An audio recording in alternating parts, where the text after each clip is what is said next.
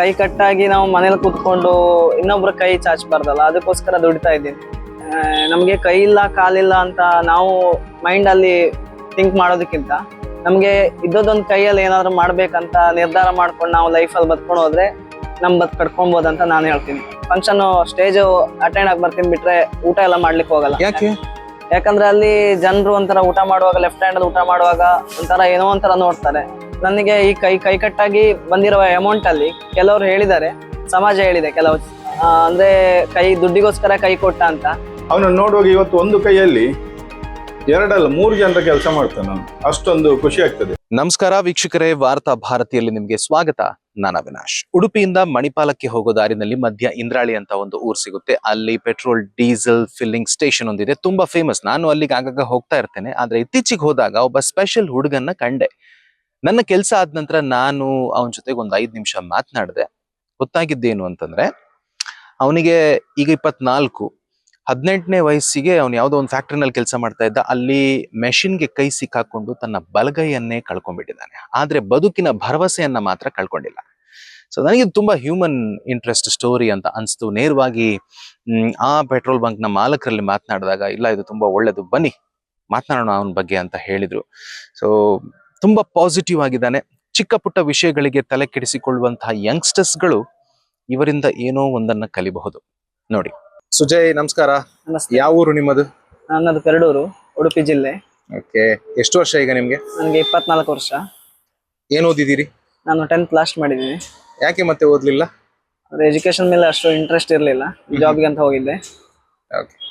ಏನಾಗಿದ್ದು ಇದು ಅನಾಹುತ ಸುಜಯ್? ಅಂದ್ರೆ ನಾನಂದ್ರೆ ಲಾಕ್ಡೌನ್ ಟೈಮ್ ಅಲ್ಲಿಗೆ ಸೌಂಡ್ಸ್ ಫೀಲ್ಡ್ ಅಲ್ಲಿ ಕೆಲಸ ಮಾಡ್ತಾ ಇದ್ದೆ. ಲಾಕ್ಡೌನ್ ಆದ್ರ ಮೇಲೆ ಕೆಲಸ ಇರಲಿಲ್ಲ, ಜಾಬ್ ಇರಲಿಲ್ಲ. ಅದಕ್ಕೋಸ್ಕರ ನಾನು ಮೈಸೂರಿಗೆ ನೆಲಮಂಗಲ ಅಂತ ಮೈಸೂರಿಗೆ ಹೋಗಿದ್ದೆ.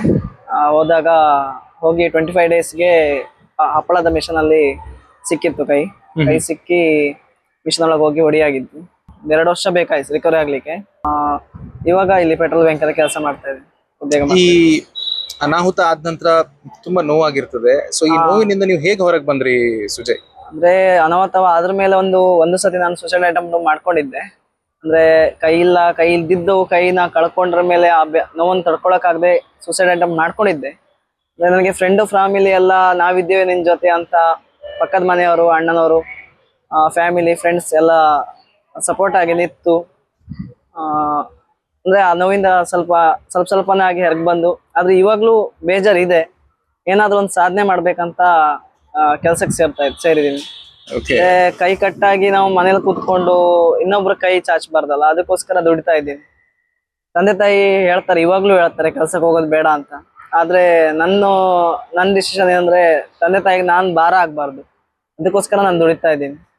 ನಾವು ಈ ಚಿಕ್ಕ ಏಜ್ ಅಲ್ಲಿ ತಂದೆ ತಾಯಿಗೆ ಏನಾದ್ರು ಕೊಡ್ಬೇಕು. ಆದ್ರೆ ನಾವೇನ್ ತಂದೆ ತಾಯಿ ಕೈಯಲ್ಲಿ ತಕೊಂಡು ಕೆಲಸ ಮಾಡೋದಲ್ಲ, ಅಂದ್ರೆ ದುಡ್ಡು ತಗೊಳೋದಲ್ಲ ಅಂತ ನನ್ ಖರ್ಚಿಗೆ ಏನಿದೆ ನಾನು ಅದನ್ನ ಮಾಡ್ಕೊಂತ ಇದ್ದೀನಿ ಅಷ್ಟೇ. ಬಲಗೈಯಲ್ಲೇ ಬರೀತಿದ್ದೆ, ಬಲಗೈಯಲ್ಲೇ ಊಟ ಎಲ್ಲ ನಂದು ರೈಟ್ ಹ್ಯಾಂಡೇ ಸ್ಟ್ರೆಂತ್ ಆಗಿತ್ತು. ಈಗ ಲೆಫ್ಟ್ ಹ್ಯಾಂಡಿಗೆ ಇದಾಗಿದೆ. ನಮ್ಗೆ ಕೈ ಇಲ್ಲ ಕಾಲಿಲ್ಲ ಅಂತ ನಾವು ಮೈಂಡ್ ಅಲ್ಲಿ ಥಿಂಕ್ ಮಾಡೋದಕ್ಕಿಂತ ನಮ್ಗೆ ಇದ್ದೊಂದು ಕೈಯಲ್ಲಿ ಏನಾದ್ರು ಮಾಡ್ಬೇಕಂತ ನಿರ್ಧಾರ ಮಾಡ್ಕೊಂಡು ನಾವು ಲೈಫಲ್ಲಿ ಬದ್ಕೊಂಡು ಹೋದ್ರೆ ನಮ್ ಕಟ್ಕೊಳ್ಬೋದಂತ ನಾನು ಹೇಳ್ತೀನಿ. ಏನೇ ಆಗ್ಲಿ, ಎಷ್ಟೇ ಆಗ್ಲಿ, ಕಷ್ಟ ಆಗ್ಲಿ, ಏನೇ ಆಗ್ಲಿ, ನಾವು ದುಡ್ಕೊಂಡು ತಿನ್ಬೇಕಂತ ನಾನು ಹೇಳ್ತೀನಿ. ಸುಜಯ್, ಜನ ನಿಮ್ಮನ್ನ ಯಾವ ತರ ನೋಡ್ತಾರೆ? ಸರ್, ಜನ ನನ್ನ ಪಾಸಿಟಿವ್ ಆಗಿ ನೋಡ್ತಾರೆ, ನೆಗೆಟಿವ್ ಆಗಿ ನೋಡ್ತಾರೆ. ಆದ್ರೆ ಇವಾಗ ನೋಡಿದ್ರೆ ಪಾಸಿಟಿವ್ ಆಗಿದೆ ಸರ್.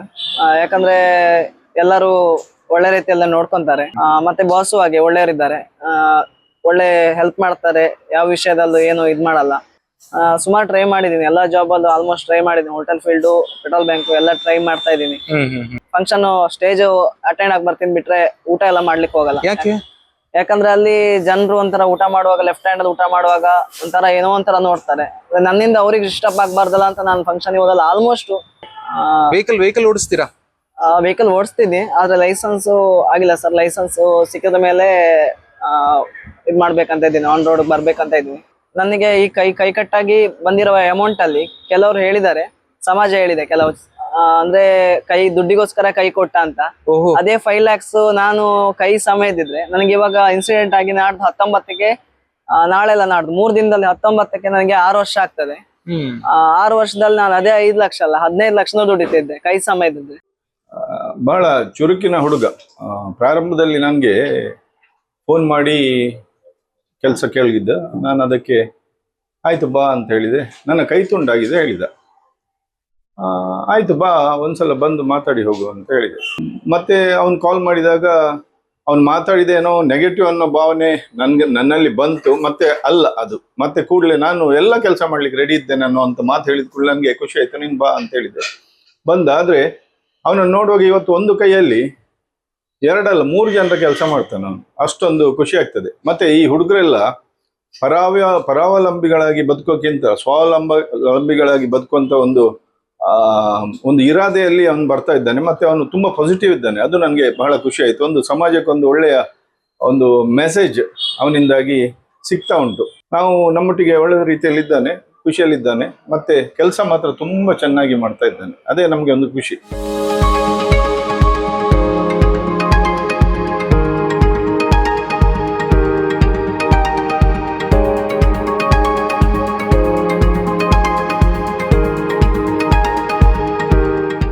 ನಮ್ಮ ಕಾರ್ಯಕ್ರಮಗಳನ್ನು ನೀವು ನೋಡ್ತಾ ಇದ್ರೆ ನಮ್ಮ ಚಾನೆಲ್ ಅನ್ನ ಸಬ್ಸ್ಕ್ರೈಬ್ ಮಾಡಿ, ಪಕ್ಕದ ಬೆಲ್ ಐಕಾನ್ ಒತ್ತಿ ನಮ್ಮನ್ನ ಬೆಂಬಲಿಸಿ.